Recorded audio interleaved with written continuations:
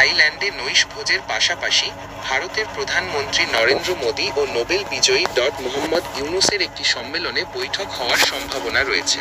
ভারতের প্রধানমন্ত্রীর থাইল্যান্ড সফর। ভারতের প্রধানমন্ত্রী নরেন্দ্র মোদী থাইল্যান্ডের ব্যাংকে বিমস্টেক শীর্ষ সম্মেলনে যোগ দিতে থাইল্যান্ডে সফর করছেন। এই শীর্ষ সম্মেলনে যোগ দিতে বাংলাদেশের প্রধান উপদেষ্টা অধ্যাপক মোহাম্মদ ইউনূসও ব্যাংকে গিয়েছেন। এই সম্মেলনের পাশাপাশি দুই নেতার মধ্যে একটি দ্বিপাক্ষিক বৈঠকের সম্ভাবনা রয়েছে। দুই নেতার বৈঠকের সম্ভাবনা। প্রথম দিকে এই বৈঠকের কোনো সম্ভাবনা ছিল না, তবে এখন শেষ দিকে কিছু ইঙ্গিত পাওয়া যাচ্ছে। বাংলাদেশের পররাষ্ট্র সচিব জসিমউদ্দিন জানিয়েছেন, ঢাকার তরফে মোদির সঙ্গে ইউনূসের বৈঠকের জন্য অনুরোধ করা হয়েছে। প্রধান উপদেষ্টার হাই রিপ্রেজেন্টেটিভ খলিলুর রহমানও বলেছেন, আমরা অবশ্যই আশা রাখছি এই বৈঠক হবে, তবে এখনও পর্যন্ত দুই দেশের মধ্যে সম্পর্কের বরফ গলেছে কি না